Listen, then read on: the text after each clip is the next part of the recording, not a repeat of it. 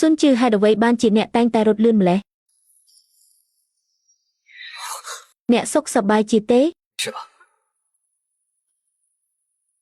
ខ្ញុំសុខសប្បាយទេហេតុអ្វីបានជាអ្នកនៅទីនេះហេតុអ្វីបានជាគាត់តែងតែលេចឡើងនៅក្បែរខ្ញុំចាំអ្នកជាអ្នកដែលបើកឡានទំនើបនោះនៅយប់នោះតើអ្នកមានទំនាក់ទំនងអ្វីពិតប្រាកដជាមួយគាត់តើខ្ញុំអាចវាយគាត់បានទេ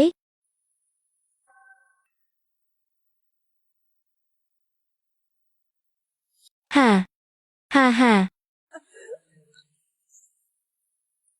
តើអ្នកដឹងទេខ្ញុំទ្រាំទ្រនឹងអ្នកយូរហើយតើអ្នកជានរណាតើអ្នកមិនចង់ដឹងអំពីទំនាក់ទំនងរបស់ខ្ញុំជាមួយឆែឈៀវទេខ្ញុំនឹងប្រាប់អ្នកឥឡូវនេះអ្នកបានបោះចោលវាដូចជាបំណែកនៃត្បូងមរុកវាគឺជាកំណត់ទ្រព្យដែលខ្ញុំប្រាថ្នាចង់បានប៉ុន្តែមិនអាចទទួលបានបងប្រុសថែមសង្ហាណាស់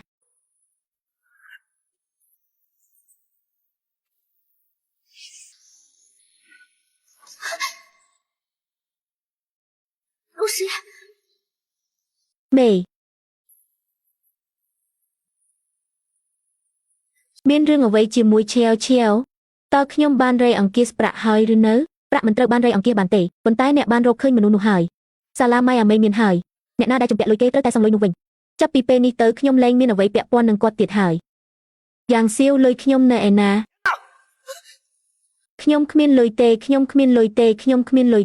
តើអ្នកហ៊ានរត់គេចខ្លួនទេពេលអ្នកគ្មានលុយគាត់នឹងប្រព្រឹត្តខ្លួនល្អបន្ទាប់ពីខ្ញុំវាយអ្នកហាទេឈប់វាយខ្ញុំទៅហេឈប់វាយខ្ញុំទៅ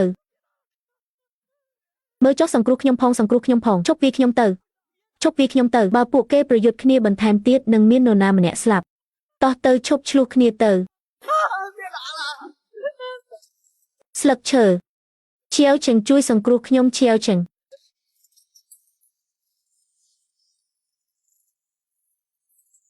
មនុស្សរងងអ្នកសើចខ្ញុំក៏សើចដែរវាជាកំហុសរបស់អ្នកទាំងអស់ដែលឃើញអ្នកបាត់បង់ទាំងលុយកាក់និងគូស្នេហ៍របស់អ្នកនាងបានរត់គេចខ្លួនជាមួយបរិសម្នាក់ទៀតបន្ទាប់ពីចុះពីលើស្ពាន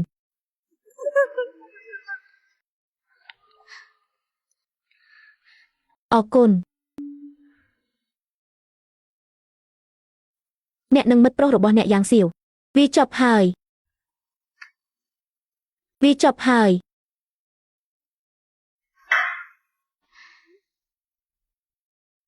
នេះជាលើកទី3ហើយដែលអ្នកបានជួយខ្ញុំអរគុណក្រៅពីពាក្យថាអរគុណអ្នកមិនអាចនិយាយអ្វីផ្សេងទៀតបានទេមិនអាចធ្វើអ្វីផ្សេងទៀតបានទេធ្វើអ្វី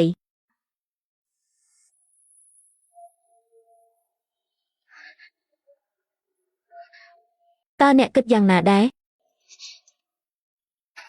ខ្ញុំមិនដឹងអ្វីទាំងអស់អ្នកដឹងហើយវាទាំងអស់គឺអាស្រ័យលើថាតើអ្នកមានឆន្ទៈធ្វើវាឬអត់ខ្ញុំចង់ត្រឡប់ទៅវិញអ្នកបានភ្លុកខ្ញុំនៅលើ WeChat វាដោយសារតែខ្ញុំនិយាយថាអ្នកខ្មាស់អៀនអ្នកមានក្លិនល្អដោយធម្មជាតិកុំធ្វើបែបនេះ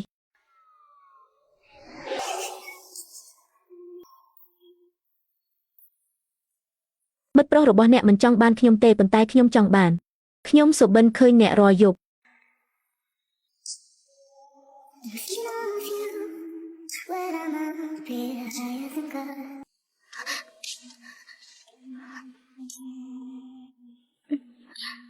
តកដង្ហើម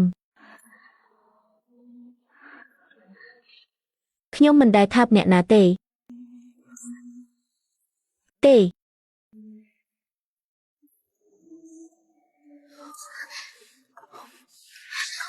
លោកប្រធានាធិបតីលូសូមពិចារណាសំណើរបស់ខ្ញុំសំណួរអ្វីសូមឲ្យខ្ញុំក្លាយជាថ្មជំហានរបស់អ្នកបានបែកបាក់ជាមួយមិត្តប្រុសរបស់អ្នករួចហើយតើខ្ញុំមិនគួរត្រូវបានដំឡើងឋានៈទេរៀបការជាមួយខ្ញុំចុះតោះយើងរៀបការតាមពិតគាត់ចង់រៀបការជាមួយខ្ញុំការវាយប្រហារដ៏ធំមួយដូចអ្នកតើខ្ញុំមិនបានឃើញក្មេងស្រីប្រភេទណាយើងមិនស័ក្តិសមទេតូចខ្ញុំចូលចិត្តអ្នក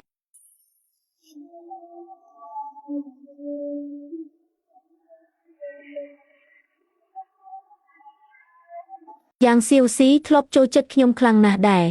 ប៉ុន្តែគាត់បានដឹងអំពីរឿងនោះខ្ញុំគ្រាន់តែមិនចូលចិត្តវាទេយ៉ាងសៀវមិនដែលជឿខ្ញុំទេគ្មានអ្នកណាចូលចិត្តទេប៉ុន្តែខ្ញុំមានអតីតកាលមួយខ្ញុំមិនខ្វល់ពីអតីតកាលរបស់អ្នកទេខ្ញុំគ្រាន់តែចង់បានបច្ចុប្បន្ននិងអនាគតរបស់អ្នកខ្ញុំនឹងផ្ដល់ពេលវេលាឲ្យអ្នកពិចារណាថ្ងៃកំណើតរបស់ខ្ញុំគឺក្នុងរយៈពេល2ថ្ងៃទៀតមិត្តភក្តិខ្ញុំបានរៀបចំពិធីជប់លៀងខួបកំណើតឲ្យខ្ញុំធ្វើជាមិត្តស្រីរបស់ខ្ញុំមួយថ្ងៃអ្នកបានជួបមិត្តភក្តិរបស់ខ្ញុំទាំងអស់ពួកគេទាំងអស់គ្នាដឹងថាអ្នកជាមិត្តស្រីរបស់ខ្ញុំសូមជួយខ្ញុំផងឡហើយអ្នកដំបូងសូមលុបខ្ញុំចេញពីបញ្ជីខ្មៅ WeChat របស់អ្នក